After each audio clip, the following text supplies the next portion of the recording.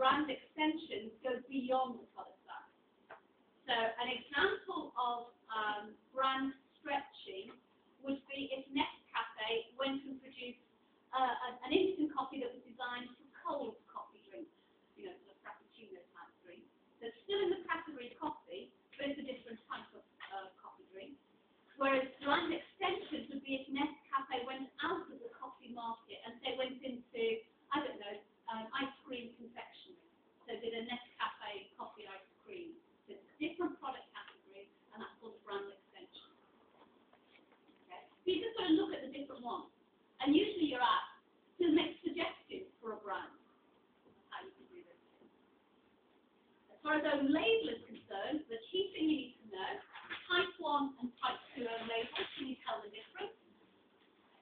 Type 1 has squeezed out the smaller, weaker manufacturer's brand.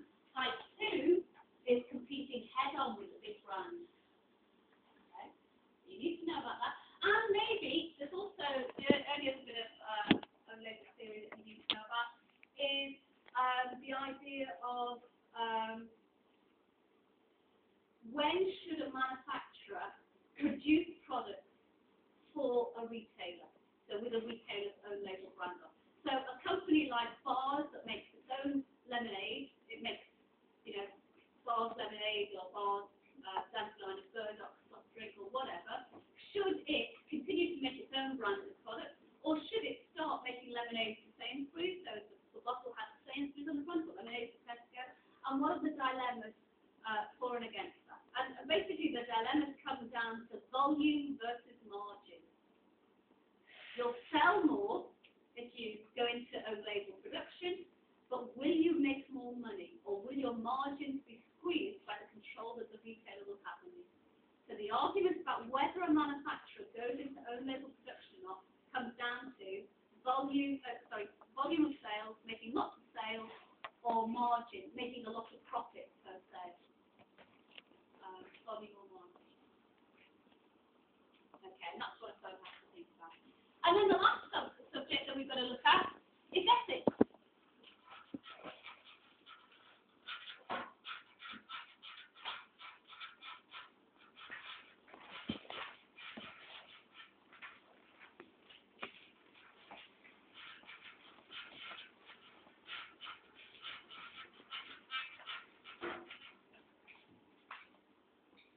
Okay, so marketing ethics, the last subject that we'll cover.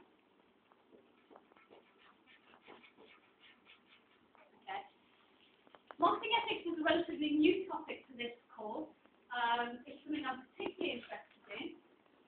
And given that it is something I'm interested in, it is new, it is likely to come up. And it hasn't been tested elsewhere. So you've got a very good reason why something on ethics might well come up.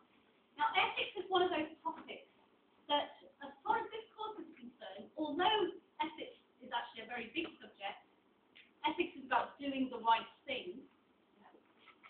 For this module, it's very self-contained. And all you have to do, or certainly to do reasonably well, is read the Crane and Masson extract that I gave you. Now, the only downside is that this is the one bit of the course that isn't on Blackboard. So if you weren't at the lecture, and if you did get a friend to pick up the handout for you, you won't have that. You'll have to get it from the LRC. It's in a book called Business Ethics. And I can't remember all the other details. I can't remember. Sorry? There's one chapter on consumer ethics, consumers and ethics.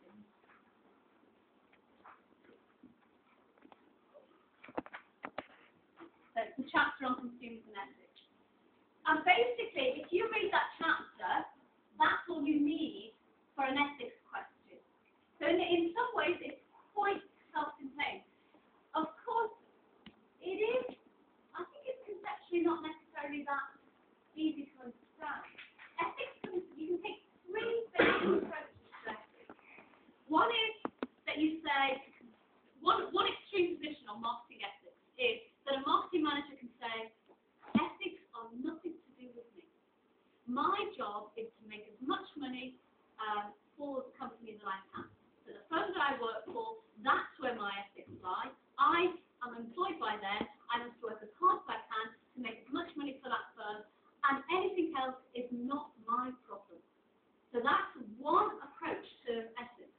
And a number of people and a number of writers will say that that is the ethical response. Because if you are using a firm's money and your job is to make money for that firm, it would be unethical to do anything else. So there is one option that says, my job is to make money, I'm going to do that the best I can, anything else I don't give a damn about. And it's one position that a marketing manager can take. Now, the second position that you can take is one called, so I suppose that would be called self-interest. That my job is to look after myself and my company, and that's what I'll do. A second approach is enlightened self-interest, which says it's in my interest to have a good reputation. If my firm doesn't have a good reputation, customers won't come and use us, and therefore we won't make money. And therefore, it is part of my role to make sure that we act in a reputable manner. Not because I ought to, but because it is in my interest to be reputable. So a second position that you can take is, it's right to make ethical decisions and to think about your reputation, because if your reputation is destroyed, your self-interest will be destroyed. So it is in your interest to be trustworthy. A good business person is trustworthy, is ethical, because people won't do business with people who get a reputation for being untrustworthy or unethical. Imagine if you got a plumber in to sort out your boiler and they did a bad job. Would you use him again? Of course you wouldn't. Would you tell your friends that they were good? Of course you wouldn't. And therefore, it's argued that if you don't behave in an ethical way and do a good job and be good to and honest to your customers, they will not come back to you. And an awful lot of marketing is based on that. And then there's one third position, which is the position of principle, which is that managers are reputable and take ethical decisions simply because it is right to do so. Not because it's in their interest, but because that's what right-thinking people do. And so there is a group of people that say that it's a matter of principle, that we have a responsibility to be good members of our society. Whether we are managers, whether we are individuals, end of story. Whether it's in our interest or not, that is part of our duty of being in this society, to be reputable. So you've got three positions that a marketing manager could make, or could adopt. I suppose you would say that that's very 80s. If you think about 80s guy, he was self-interested. I suppose you might say that that's quite 90s. And we do seem to be getting a little bit of this as being the kind of new morality. Whether that's more than just gut, I don't know. But we are seeing this shift. Yes.